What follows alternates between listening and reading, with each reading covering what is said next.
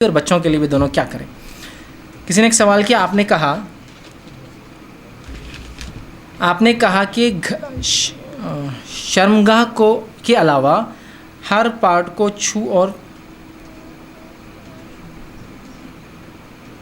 شرمگاہ کے علاوہ ہر پارٹ کو چھو اور چوم سکتے ہیں. ٹھیک ہے، میں نے یہ نہیں کہا، دیکھیے میں نے کہا کہ ہر حصے کو انسان شرمگاہ چھوڑ کر چوم سکتا ہے. چھونے کا معاملہ اور دیکھنے کا معاملہ تو سارے جسم کو ہے. ٹھیک، تو انہوں نے کہا علاوہ پارٹ کے چھونا اور چومنا، تو صرف چومنے میں ممانعت ہے. ٹھیک، باقی دیکھنے میں اور چھونے میں تو کسی پارٹ کو ممانعت نہیں ہے.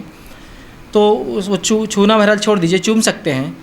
تو اگر دودھ منہ میں آ جائے تو اس کا کیا معاملہ ہے؟ تو میں سمجھتا ہوں یہ ایک سوال ان کا ہے، وہ شادی شدہ مرد ہے اور بیوی جو ہے بچے کو دودھ پلاتی ہوئی یا اس کو دودھ آ گیا اولاد کی وجود میں آنے سے یا اولاد کی پیدائش کے بعد، اس معاملے میں کیا کریں؟ تو دو وضاحتیں کر دیتا ہوں ایک ساتھ، اس میں سوال چونکہ آ چکا ہے. پہلی چیز یہ، آپ صلی اللہ علیہ وسلم حدیث میں فرمایا، میں یہ چاہتا تھا کہ اپنی امت کو روک دوں کہ جب بچہ دودھ پیتا ہے تو اس حالت میں اپنی بیوی سے ہم بستری کرے.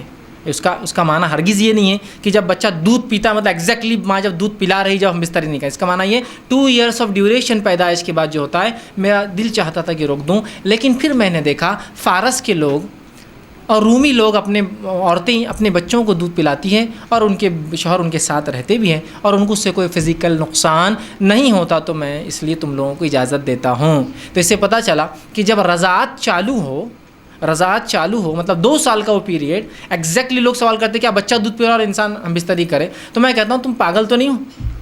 بچہ دودھ پی رہا ہے، اس کو ماں دودھ پلائے یا تمہارے ساتھ وہ کام کرے؟ مطلب لاجیکلی مطلب کیسا ہو سکتا ہے؟ یہ کوئی میکینیکل تو نہیں نا، آپ کی بھی ادھر کھانا بھی پکا رہی، بچہ دودھ بھی پی رہا اور آپ باقی کام بھی کر رہے ہو. ہاں مطلب مجھے سمجھ میں نہیں آتا ہے، انسان جو اپنی بیوی کے ساتھ سب سے سکون میں ہوگا تبھی کام کرے گا.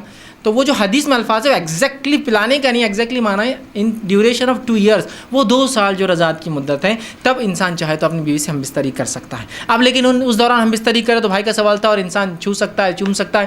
تو اگر اپنے بیوی سے جو ہے وہ ہم بستری کا ارادہ رکھے یا چھوئے اور چومے، اور بیوی جو ہے دودھ پلاتی ہو بچے کو یا حاملہ ہو تب بھی دودھ آ سکتا ہے اس کو، تو اس معاملے میں پھر کیا؟ تو یاد رکھیے اس معاملے میں آپ کو احتیاط کرنا پڑے گا، چونکہ آدمی کے لیے، مرد کے لیے عورت کا دودھ پینا شریعتاً حرام ہے. یاد رکھیے مرد کے لیے اپنے بیوی کا دودھ پینا شریعتاً حرام ہے. کیا وہ اس کی ماں بن جاتی؟ نہیں، اس لیے کہ رضاعت کے لیے 2 سال کی عمر لگتی ہے، 2 سال کے بعد دودھ پینے سے رضاعت قائم نہیں ہوتی ہے.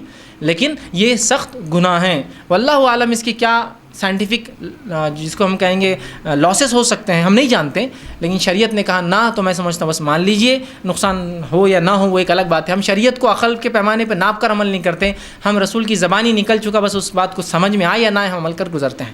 تو بہرحال احتیاط کریں، اور اس کے لاسز ہو سکتے ہیں. تو لہٰذا جب آپ ایسی حالت میں بیوی سے ہم بستری کریں، اور چھونے اور چومنے کی میں نے بات کی، تو لہٰذا پھر وہاں اگر چھوئے اور چومیں تو پھر آپ اس معاملے میں احتیاط کریں گے کہ دودھ حلق کے اندر نہ جائے، حلق کے اندر نہ جائے. ٹھیک ہے.